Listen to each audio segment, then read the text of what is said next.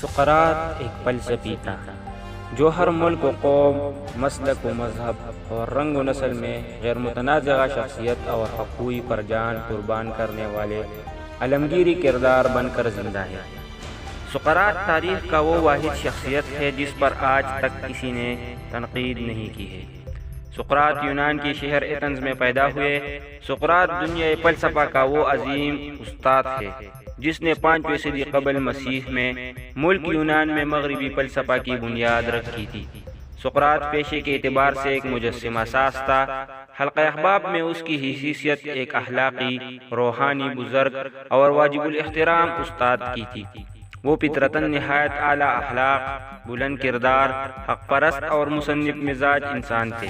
اپنی اس حق پرستانہ فطرت اور مسلسل غور و فکر کے باعث عمر کے آخری حصے میں اس نے دیوتاؤں کے حقیقی وجود سے انکار کر دیا۔ سقراط کے نظریات کا مطالعہ کیا جائے تو محسوس ہوتا ہے کہ وہ توحید پرستی اور دین برحق کے فلسفہ، مذہب اور اخلاق کے بے حد قریب تھے۔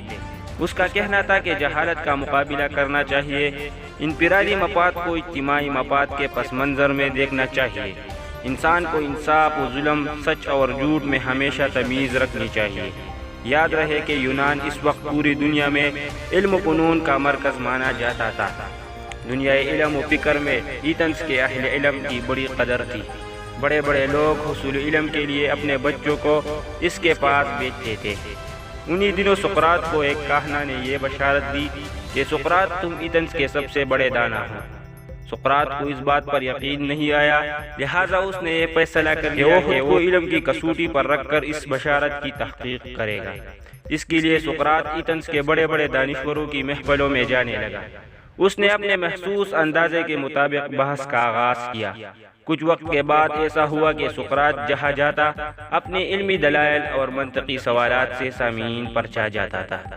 جب اس وقت ایتھنز کے کچھ نام نہاد دانشوروں نے یہ سب دیکھا تو وہ بھڑک اٹھے اور اپنی دکانداری کو بچانے کے لیے وہ سقراط پر طرح طرح کی الزامات لگانے لگے اور عوام میں سقراط کے خلاف ماحول بنانا شروع کر دیا۔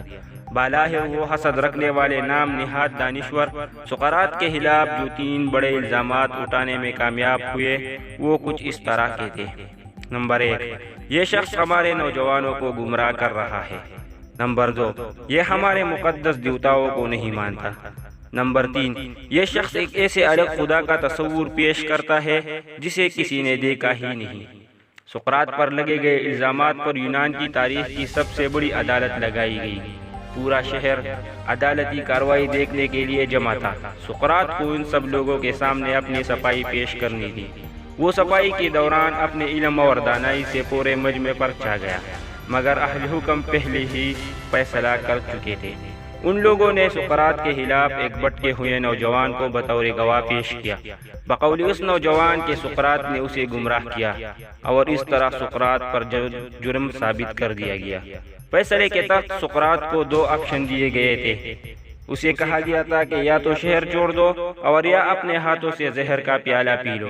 بہت سارے لوگوں نے سقراط سے درخواست کی تھی کہ آپ شہر چھوڑیں، لیکن اس کے برخلاف سقراط نے شہر نہیں چھوڑا اور زہر کا پیالہ پی کر سدا کے لیے اس دنیا سے رخصت ہوئے۔